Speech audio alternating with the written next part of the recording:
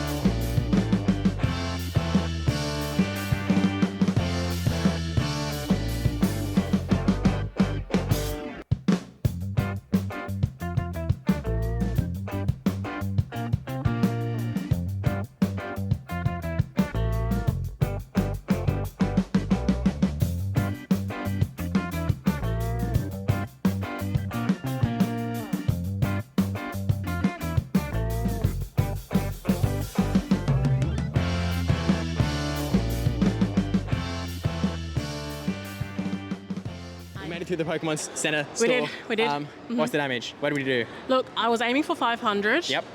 And I was like, might go over. I went less. Okay. I did 292. I was like, honestly, okay. That's a shock. USD, still under 500 AUD as well. True. So You've actually done really well. I'm doing good. And actually, this year, I spent more than you. What? What did you buy? Okay, in fairness, I think most of it was gifts for other people. Right. So, like, you know, a few people back home, you've got some stuff coming. But mine was selfish purchases.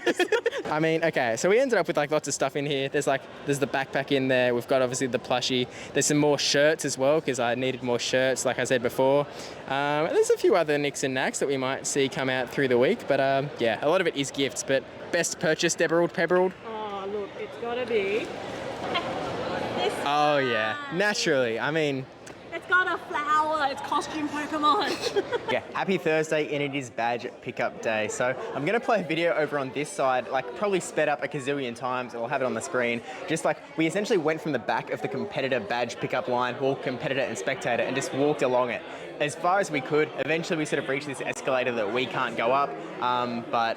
It's a very long line, but the benefit is that it's sort of in the shade, which is a lot better than last year because there was a lot of sunlight last year. So hopefully, you know, competitors are sort of pretty decent. But you know, shout out again to the Pokémon Company International because we did get to pick up our media badge, which was a bit of a shorter queue. We just had to sort of, you know, come into the room and happy days, you know, pick up this really cool lanyard as well. I assume that it's the same one that the competitors get. I haven't actually seen any of the competitors with it yet. Yeah, it's really cool. So essentially today, I don't think there's a lot planned. There are a few shenanigans that I've sort of been doing over the last couple of days that I'm gonna show you tomorrow, which will probably be in a few minutes time. There's a lot of cool stuff that's gonna be happening through the World Championship weekend, and I'm pretty excited to sort of include it. Because it's been a lot of fun to be a part of. So other than that though, yeah, I don't think there's a lot going on today. So to be honest, we might just pick up tomorrow. Unless something really cool happens, but otherwise, see you tomorrow. It's officially here. World Championships Day 1 has officially, well, I was going to say it's kicked off. It hasn't quite kicked off. It's the morning of. We're going to head to the convention center, opening ceremony, all of the rest. So this is sort of when the action starts. You know, we have 9 Australians going in to compete from all around the country. Those are obviously the ones that, you know, we're going to be focusing especially on. But there's a few that, you know, we're going to hope do pretty well on the side as well. I think tomorrow is top 32, so we're sort of, today's going to be a pretty long day, people battling all the way through. We'll see how many Aussies get on stream this year. I know there's a few that this is their first World Championships, so we'll see, you know, how many can sort of get on there.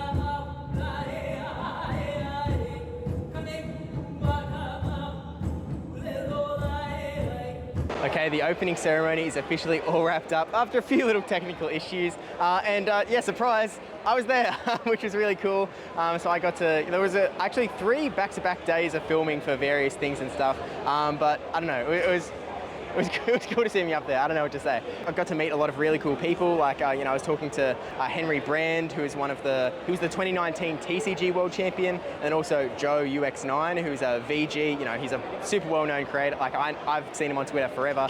He's a 2-time Portland regional champion, like incredibly cracked at the game. But it was just really cool to hear their sort of insights about their respective games and their meta games and sort of what goes into it, all the preparation, how they differ. It was just really cool to hear that sort of really high level strategy in these different games. But of course, I'm here for Pokemon Go, and the World Championships Day 1 is not quite kicking off. It looks like we're a little bit... Actually, no, it is kicking off. There's one match going on stage. Tauntaun versus Hard Jeff is currently underway, but everyone else looks like they're just sort of waiting to go. So we'll get there eventually, but, rooting for the Aussies. We've got 9 of us here, so I think we're going to try and get a photo. So I did bring in a big Australian flag from home, so, let's get to it.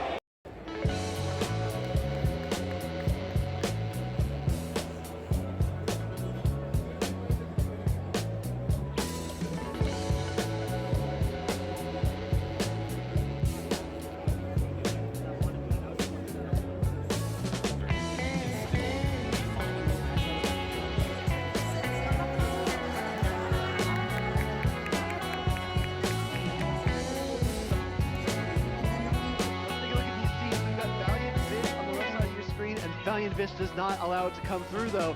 Great shield early on in this matchup. Yeah, hoping to get as much damage as possible, but Bulk gets the boost, forcing Vish now to be able to...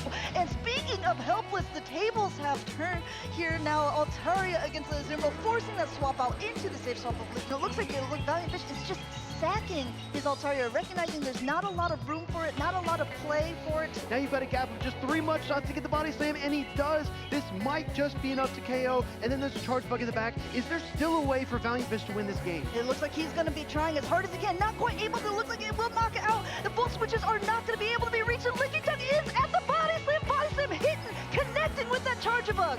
Valiant Vish doesn't get the lead he wants, he doesn't get the swap he wants, but he gets the victory in the end. Body slam connects, and a sweaty game 3 comes to a stunning conclusion there. Valiant Vish will move on the winner's side of the bracket. With 1 HP, and then Archip won the next. Mindset is everything, I think. Team building, team preview, the mechanics of the game, that sort of comes now with a little bit of experience. I think more than anything now, it's just mindset. Staying positive, taking it 1 game at a time, trying not to lose your cool, like when you've got an ult into an Azu. And yeah, just being positive.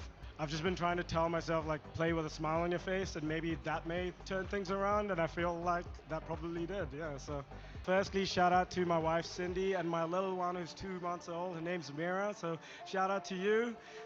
Shout out to the Aussies that sort of came through. Yeah, they've been amazing. It's been amazing staying with them. It's been a fun ride. And then shout out to Legends United, my second family. Love you guys. Cheers.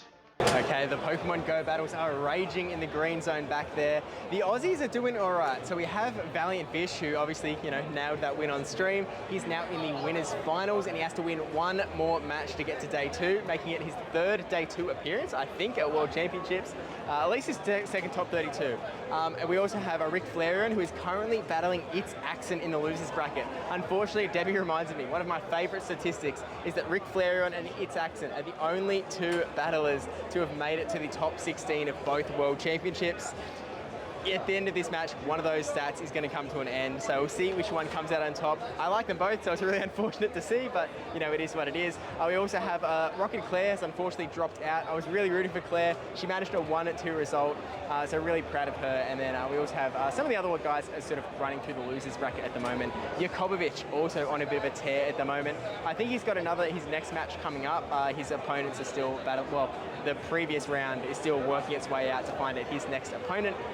But looking forward to eventually seeing another Aussie on stage. At the very least, Valiant Vish is sort of guaranteed to be on there again. So we'll see how it goes.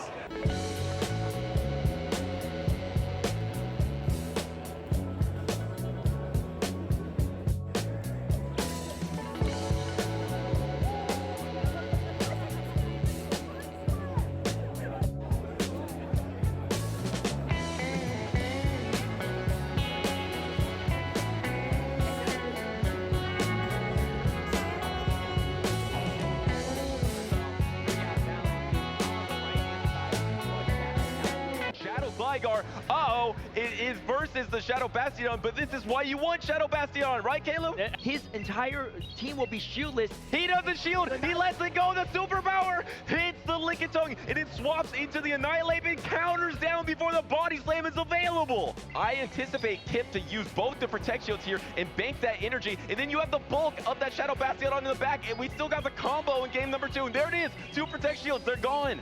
I mean, this is tough. So Valiant Vish, Altaria has literally nowhere. Oh, he wait, swaps. he brings it in. Oh, no, it's against the Bastion. Yeah, this is the best matchup possible for Kip.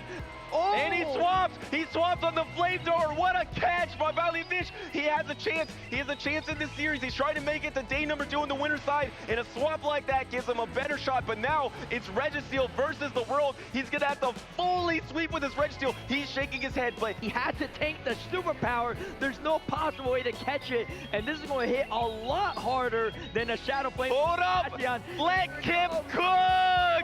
Look at that damage. Day number 2 at the 2024 Pokémon World Championships. Oh man, I mean, look at Valiant Vish, his sportsmanship. He's just smiling. He's like, you know what? I can't do nothing there. It was over the moment that Altaria safe swapped into it.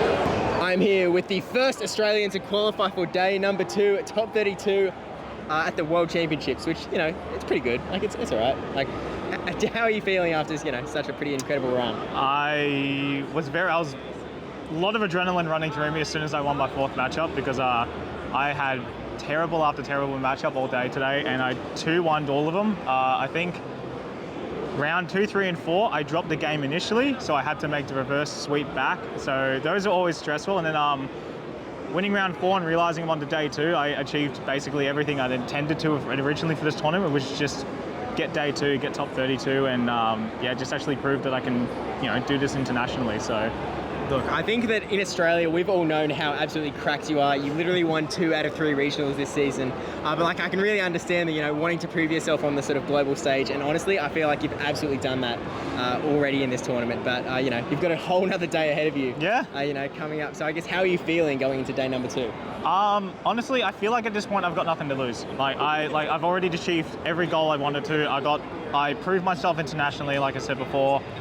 Anything after this now is just a bonus. Like any extra win I get is just, you know, icing on the cake. So if I go tomorrow and I go 0-2, I'm still perfectly happy with everything that's gone this tournament so far. So yeah, nothing to lose. I'm very happy with it all. Yeah, plus we're all going to be incredibly proud. Now, I know you didn't get on stream day number 1, but you know, you have to day 2, right? Like, that, just guaranteed. Well, my record for my matches on stream at Worlds is not good. So hopefully I can break even and start winning 1 or 2 here and there. But you know, hopefully it's not an 0-2 loss again.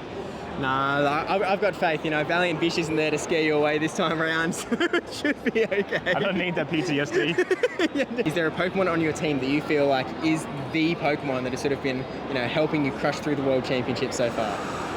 Oh, so far everything's pretty much been used in tandem, but I think I have to give a highlight to Azumarill, which is a Pokemon that I don't actually like running that much, but I made a last-second change from regular Gator to Azumarill just to shore up some weaknesses, and all I can say is, oh my goodness, has that been a really nice change, because that's made all my matchups so much easier. So yeah, I'm very happy I made that change. Just to be clear, how last minute was this change?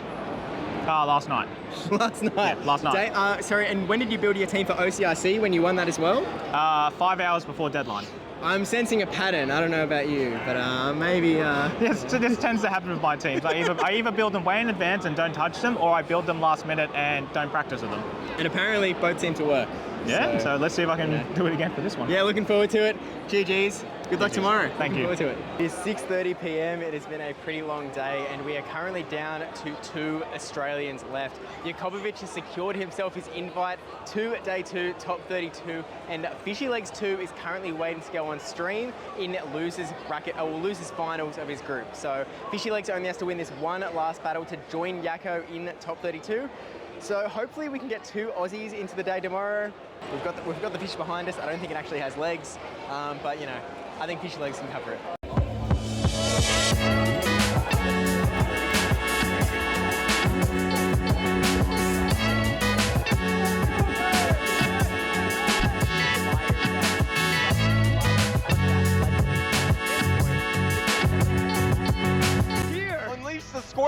World Championships because Greedent is going to be in the lead matchup. I don't know who wins this one, Caleb. It looks like you could just win the zeros against Charger Bug. Oh, Fishy like feeling pretty confident, nodding away and saying, you know what?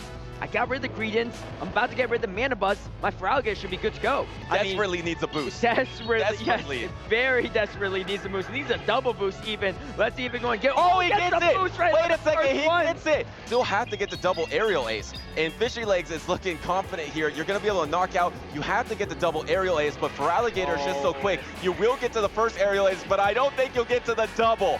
It's a Gator Nation for sure, and you see Fishy Legs nodding away. Definitely liking putting all his chips on that Shadow Feraligatr. But we get a Lantern into a Gligar matchup. This is going to be Water Gun Lantern as well, so much better matchup here. Oh, and we get the matchup that General Pizza Man wants.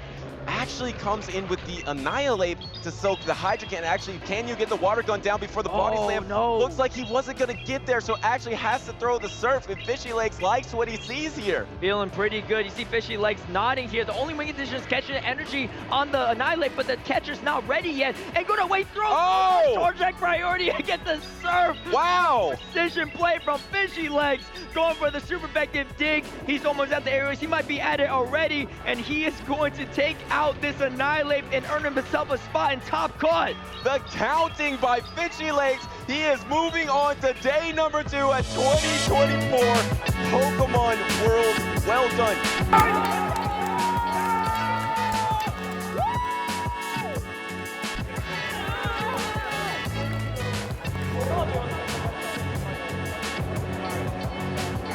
Okay, we are here with the second Australian to hit day 2 at top 32 of the World Championships. Fishy Legs, I mean, how's it feel? Man, I am on like cloud 9 right now. It's so ecstatic to be in Worlds on day 2. Last year was such a disappointing trip to Japan, and this year I feel like I've hit my goals already, and I'm just riding the high, and I'm ready to keep pushing on for next day. Yeah, I mean, riding the high is one way to put it, because you lost round 1, right? Yeah. And then since then, how many battles have you dropped since then? Oh, none. 0! Yeah. So is that like, what, a 10-0 battle record since round 1? Is that, I think is that so, right? yeah. Yeah, so, something like that. So you could say it's going pretty well. Well, hang on. I'm 6-1. Yep. In rounds. Yep. So 12-0. Oh my gosh, this guy's cracked, guys. Okay. What Pokemon of yours on your team do you think is sort of doing the best for you? Well, I have to say there's only been one game all day where I haven't brought Shadow Gator. That thing has been popping off, man. Like, those Hydro Cannons hit so hard. I told the guys that are here, like, I only have one fast move in my Gator and it's Hydro Cannon.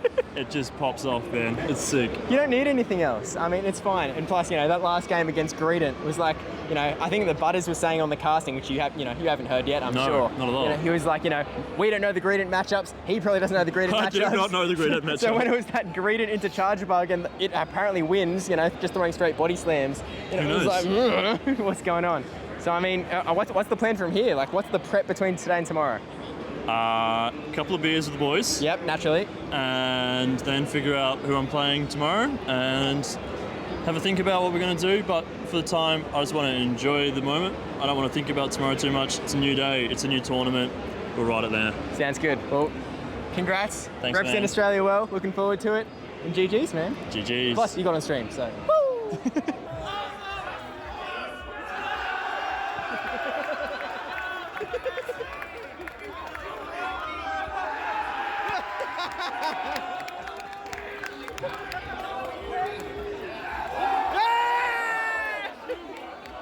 Okay, so we are back with day 2 of the Pokemon Go World Championships. We have 2 Australians going in, Fishy Legs and Yakko.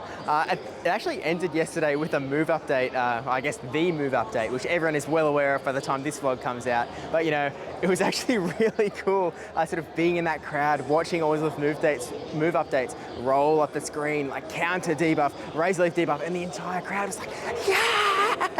It was possibly my favorite part of yesterday, to be honest. It was actually really cool. But anyway, we are going today, so I think it's going to be a pretty long day. Yakko is going to be playing this morning in the winners bracket, and then Fishy Legs is going to be playing this afternoon in the losers bracket. I mean, it's another day of competition, 32 battles remain. Go Aussies. Welcome to the beautiful shores of Honolulu. We're here for 2024 Pokémon Worlds. I am 2 Butters, joined by our Australian region correspondent, PvP Steve. Happy to be here, ready to represent Australia. We have 2 paddle boats being piloted by 2 Pokemon Go Australian region legends, Zoe Two Dots and Debbie Pebble. They're gonna be racing towards us. Are you gonna be able to name every single Australian competitor at 2024 Pokemon World? Ready, go ahead and go! You got Yukovic. Yukovic, OCIC champ, won 2 out of 3 regionals this year. Definitely in it to win it. Okay, that's 1. Rick Flareon. Rick Flareon won Perth Regional Championship this season and was one of the only 2 people to go top 16 in both World Championships. Very good. Aubrey.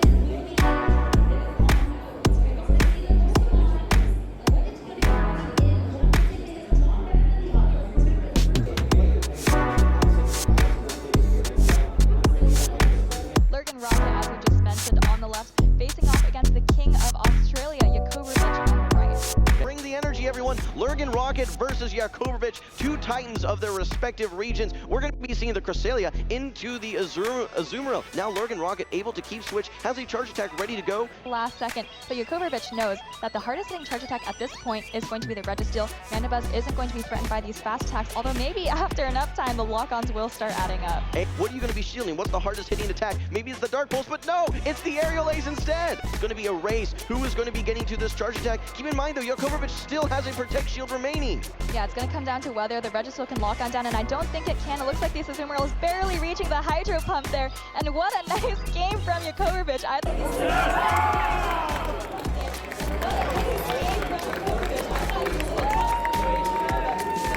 Probably a Moonblast here, and then a Zap Cannon. Yakovic, you can see he's thinking to himself, all right, well, this isn't looking too good for me. It's going to take a while in terms of time, but I think both of these trainers have recognized for a while what the outcome of this game is. They've been chatting it up there. Aerial Ace, Yakovic trying to extend this matchup as long as possible, and he gets to the grass down here, opting to say, hey, you'll throw resisted energy, I'm going to do the same. Take out the Goodra. Okay, let's see, just a little bit of HP remains on the Goodra. It's able to hang on, and the Zap Cannon is loaded. Here comes the Azumarill. It's not going to matter, actually. The Registeel's able to get to this Focus Blast. Lurgan Rocket takes this decisive game 3, deals Yakovic his first loss in quite some time, and moves on in the winner's side of the bracket. Down 0-1 to start that, if you recall. He made some great adaptations and some great line reads. I was on the stream again, which is pretty cool, with Zoe and Debbie and Butters. It was a really fun segment to do. It was all a little bit, it was a little bit chaotic, but it was really a good time. So I really appreciate, Butters and Daniel and Pokemon Company in general for sort of, letting us go in there, because it was a really good time. I had a lot of fun.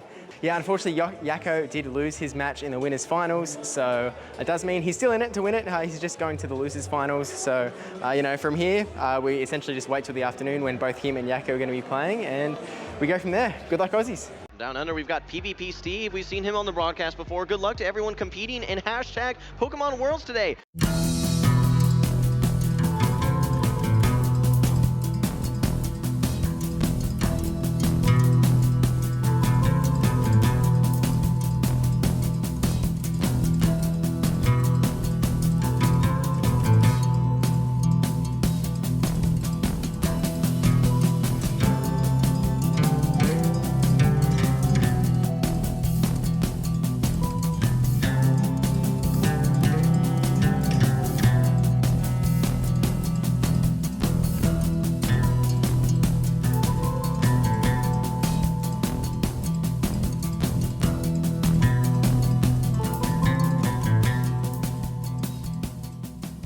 Had a pretty good run. We ended up with 2 in the top 24. Both Fishy Legs and Yakovic unfortunately got knocked out in top 24. Just 1 match short of top 16, but really proud of them both. They both did a pretty insane job, and I mean some pretty cracker runs as well. Yakko, undefeated match-wise in through day 1, and then of course Fishy Legs going on an absolute tear through the losers bracket, not dropping a game, 2-0, 2-0, 2-0, 2-0, 2-0, all the way to that last round. So really well played from him. Second last one, it was a 2-1 victory, but he did incredibly well, really proud. But, the game's still going on, and next up is actually going to be a rematch of the grand finals from the Clash of the Casters, and Adequates versus Rocha Babyface. So looking forward to seeing that one play out, but at the end of the day, it's still a really strong competition, and really happy the Aussies did pretty well today. It is officially Championship Sunday, which means there is only one match remaining. Inadequance versus Yakai. EU versus APAC. Someone is walking out of this as the Play Pokemon World Champion, the fourth ever after joining Emmy Weedle, Dancing Rob, and its Axon. So it's going to be a really awesome competition. Really excited to see how it all goes. There is a bit of online buzz about, if Inadequance's Giratina team wins, then maybe we get a research Giratina, but it would also be really cool to have an APAC Play Pokemon World Champion. So either way, it's going to be a really exciting result, and I'm really looking forward to getting in there, seeing what happens, and then of course, in the closing ceremony, we find out where next year's World Championships is. So, let's hope for Newcastle. Today we find out which trainers will be rewarded for their season-long commitment and raise the World Championship trophy for their titles.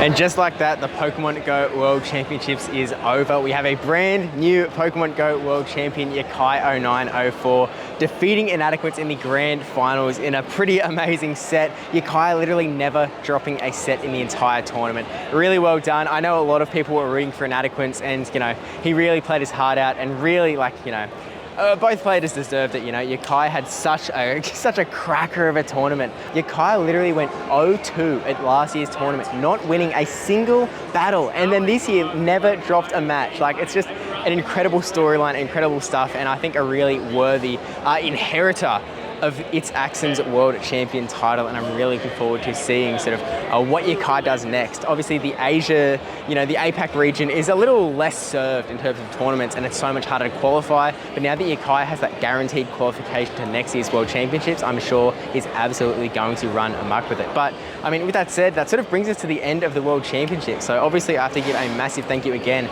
to the Pokémon Company International for providing me with that free access to this event, because the entire weekend has been absolutely incredible. I mean, all of the stuff around the entire thing is super decked out. I mean, not only this entire convention center, but also the Hilton Hotel. And I mean, I'm just going to start rolling photos on the screen because there was just so much this weekend, getting to meet so many people from all around the world. And I think that's one of the best parts of the World Championships for someone like me who just I'm in Australia. It's a little more isolated from the rest of the world. We don't have as many regionals. I feel like Australia is quite tight as a region, and it was great being able to watch those Aussies really take on the World Championships this year. And again, massive shout out to Fishy Legs and Yakko for doing so well in the tournament, landing in the top 24 in the world, and of course so many other great Aussies as well. All 9 of them did such an incredible job, and so I'm really looking forward to seeing these guys again at upcoming tournaments. As I'm recording this, at Worlds we don't yet know what when the regionals are going to be for Australia, but I'm sure when it is announced it's going to be an absolute blast, and maybe even we get to another few tournaments on the road. But I guess actually, well, maybe I shouldn't have gone straight to the photos, because next up is actually going to the closing ceremony, where we are going to find out where the next World Championships are going to be. I've heard rumors that it's going to be the USA, but only one way to find out. Let's go to it.